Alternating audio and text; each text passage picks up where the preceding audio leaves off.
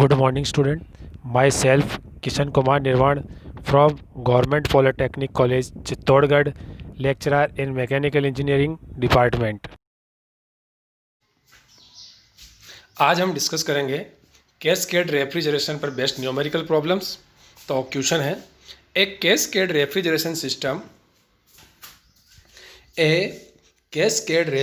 System of 100 TR capacity uses NH3 and CO2 as a refrigerant. The evaporating and condensing temperature are -40 degree centigrade and 5 degree centigrade respectively. The evaporation temperature of ammonia is -7 degree centigrade. So the power supply to ammonia refrigeration plant is 96.5 kilowatt. आपके जो ammonia refrigeration plant है, इसमें दो plant एक साथ काम करते हैं। तो अमोनिया वाला जो रेफ्रिजरेशन प्लांट है उसके लिए जो वर्क इनपुट है, जो पावर जनरेशन है, वो पावर जो इनपुट दिया जा रहा है, पावर सप्लाई की जा रही है, वो है 96.5 kilowatt. The CO2 circulate the lower circuit and leave the evaporator as dry saturated vapour. ठीक है, तो आपका जो लोअर सर्किट है या जो लोअर रेफ्रिजरेशन सिस्टम, उसमें CO2 फ्लो हो रही है एंड लीव द इवोपरेटर, और इवोपरेटर को ड्राई सेचुरेटेड कंडीशन में, ड्राई सेचुरेटेड वेपर कंडीशन के अंदर लीव करती है इवोपरेटर से। यानी कि जो एंट्री पॉइंट है इन कंप्रेसर में जो इनलेट पॉइंट है वो ड्राई सेचुरेटेड वेपर है। तो द कंप्रेशन इज आइसेंट्रोपिक। तो कंप्रेशन जो है आइसेंट्रोपिक है। तो find mass flow rate of CO2 का मास फ्लो रेट हमें फाइंड आउट करना है and COP of complete system, और इस पूरे कंप्लीट सिस्टम की हमें COP फाइंड आउट करनी है। The following data is given for CO2 refrigerators. CO2 refrigerator के लिए हमें ये दो डाटा दिए हुए हैं, -40 डिग्री सेंटीग्रेड पर हमें, और -40 डिग्री एंड 5 डिग्री सेंटीग्रेड के ऊपर कुछ डाटा दिए हुए हैं। अपन को प्रेशर दिया हुआ है 10.5 और 39.7 अलग अलग टेम्परेचर पर। HF, HG, SF और SG वैल्यूज हमें दी हुई है,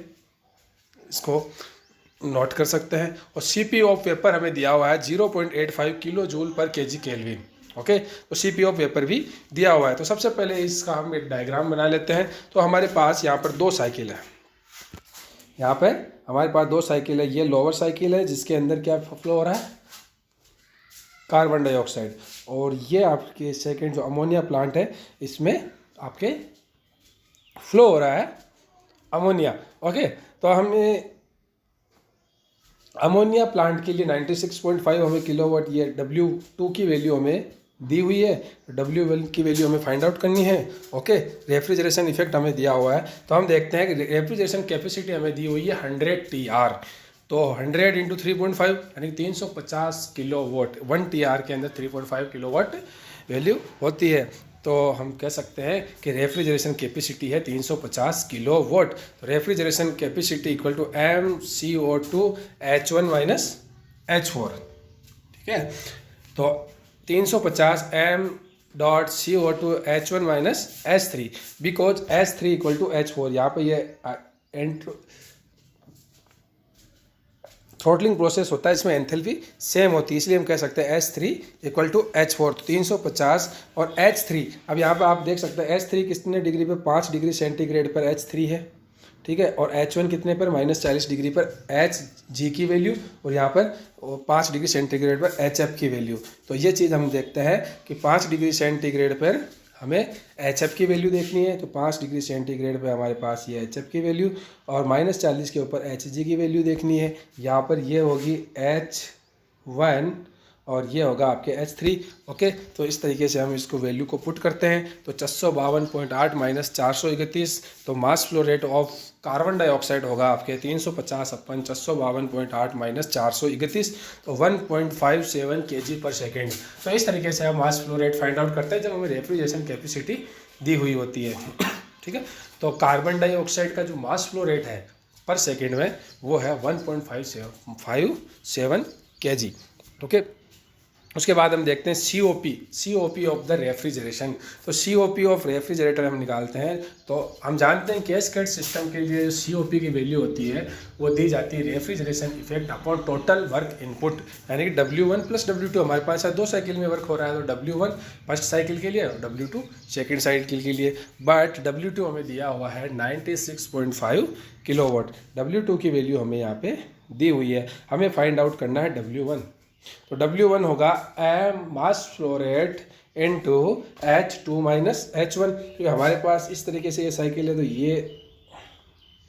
ये 2 1, तो H2 माइनस H1 हमें फाइंड आउट करना है। तो हम देखते हैं कि H2 की जो वैल्यू होगी वो होगी H2 equal to Hg plus Cp of vapour T2 minus T saturation. T saturation कहाँ पे है? लोअर टेम्परेचर पे। हमारे पास इस तरीके से ये एक तरीके से डायग्राम है, ये 1 ये 2। तो ये टी सेचुरेशन टेम्परेचर ये -40 डिग्री पर, तो माइनस टी सेचुरेशन क्या -40 डिग्री सेंटीग्रेड। ओके, और T2 की वैल्यू हमें पता नहीं है, यहाँ पे T2 की वैल्यू हमें फाइंड आउट करनी है। तो वो किस तरीके से फाइंड आउट करेंगे? तो हमें सबसे पहले तो H2 की वैल्यू होती है Hg एट कहाँ पर Hg at -40 degree centigrade plus CPV minus T2 sorry CPV into T2 minus T saturation. T saturation कहाँ पे दिया हुआ है?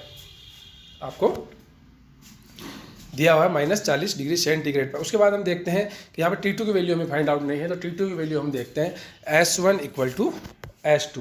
हमारे पास इस तरीके से S1 ये 1 पॉइंट है, ये 2 पॉइंट है। तो हम जानते हैं कि S1 इक्वल टू S2। तो S1 और इस तरीके से ये डायग्राम इस तरीके भी से है जो ये 5 डिग्री सेंटीग्रेड पे है, ठीक है। तो हम यहाँ पे पॉइंट नंबर 3 है। तो हम ये देखते हैं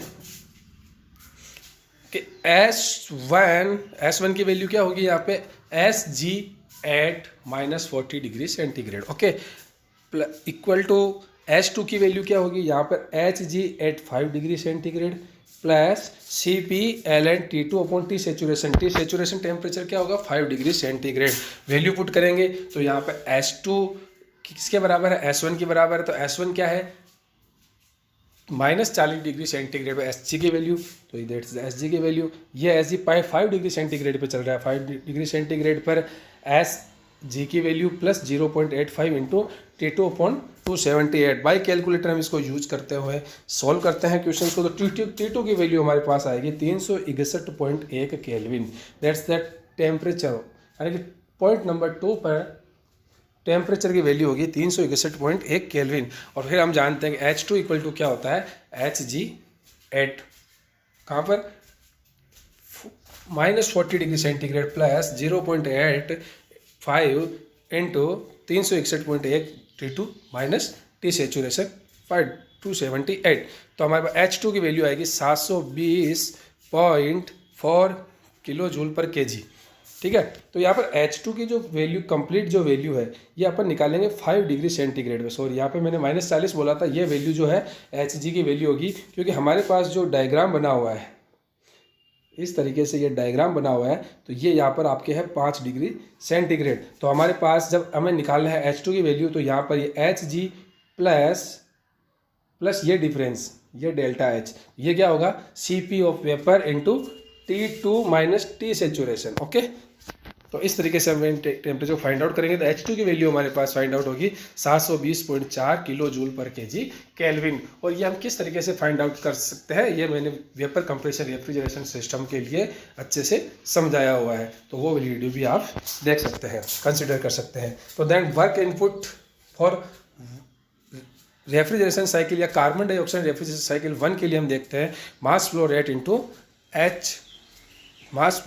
H2 माइनस H1। तो H2 की वैल्यू होगी यहाँ पे 720.4 माइनस H1 क्या है यहाँ पे -40 डिग्री सेंटीग्रेड पे HF की वैल्यू 652.8, तो 1.57 इंटू 720.4 माइनस 652.8। तो वर्क इनपुट जो होगा वो होगा 106.29 किलो वाट, ठीक है, 106.29 किलो वाट। तो दैट्स मीन्स COP की वैल्यू हमारे पास होगी 100 into 3.5 divide by 106.29 plus 96.5 W1 plus W2 दोनों की वैल्यू को ऐड करके हम रेफ्रिजरेशन इफेक्ट कितना है हमारे पास 350, उसमें डिवाइड करेंगे तो हमारे पास COP कंप्लीट जो है प्लांट है आपके रेफ्रिजरेशन प्लांट, उसकी जो वैल्यू होगी वो होगी 1.72 COP की वैल्यू फाइंड आउट होगी। तो इस तरीके से हम कैस्केड सिस्टम के जो न्यूमेरिकल प्रॉब्लम्स है उनको सॉल्व करते हैं। Thank you so much.